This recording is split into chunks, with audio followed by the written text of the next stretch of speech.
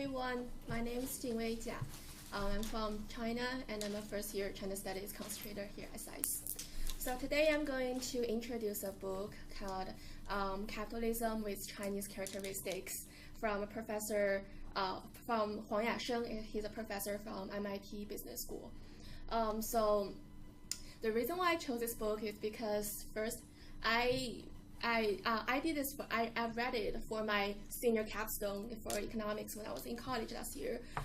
So I was very impressed by the contrast between capitalism and socialism, where we used to believe that China is one of the 4 only existing socialist country in the world right now. But what's more important that since we're here at SAIS, and I believe most people are interested about international development, raising living standards, reducing poverty rates, this kind of thing. So everybody is concerned about where China is going in the next few decades, or where China is leading the developing world in the near future. So in my presentation, I'm gonna illustrate 3 main takeaways from this book, and I'll have my recommendations about this book. So the first point is there is a stereotype about Chinese economy that the reason why China has done such a great job in the past decades is because China has been so attractive to the foreign investment or trade after the economic reform in the 80s. While in Professor Huang's book, he argued that the main reason is the rise of the private enterprises in the Chinese rural areas because of the policy, the household responsibility policy, household responsibility system that allowed that liberated the laborers from agriculture and allowed them to produce a little bit more within the central command system. So therefore, they're able to make profits based on those a little bit more portion of the production, and therefore to increase the scale of their private enterprises, which is called the township and village enterprises in the rural China. And if you look at the data, actually comparing the foreign investment in China, the foreign investment in China in the 80s and the private sector in rural areas, it is that the private sector is actually playing a more significant role in the Chinese economy. The second point is many people believe that China began to open its door after 1990s because of the reforms on state-owned enterprises and its strong intentions to participating in the WTO system. But what Professor Huang was arguing that what is more important is China was actually more liberalized in 1980s because there is something.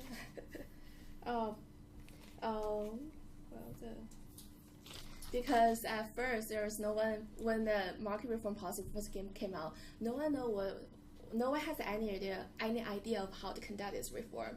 So the whole process was more like a bottom-up conducting process.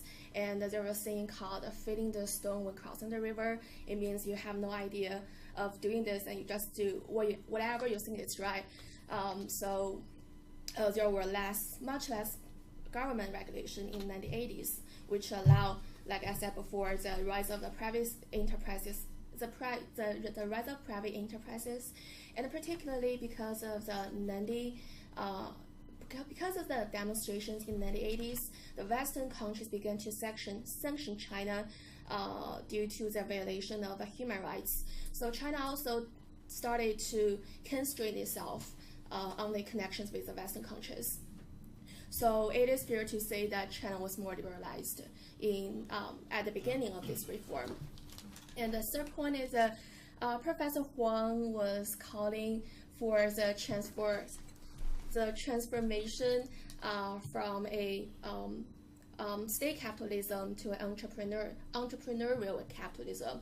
So what he was saying here was now we should convert China from an authoritarian government into a democratic government right away, but it is more important to show they respect the very fundamental spirit of the market mechanism, which are the property right, intellectual property rights, academic freedom, enterprise autonomy, and the market openness. So I strongly recommend this book to everyone who is interested in Chinese political economy. And I actually got a chance to talk to this professor last year in my college, which is an extraordinary, humorous, knowledgeable, and a very humble person. So this is my presentation, and thank you for listening, and I'm happy to take any question.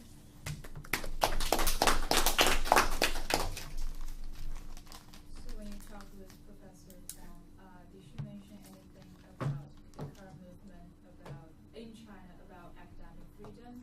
Yeah. Yeah. But what perspective we're more interested in academic freedom?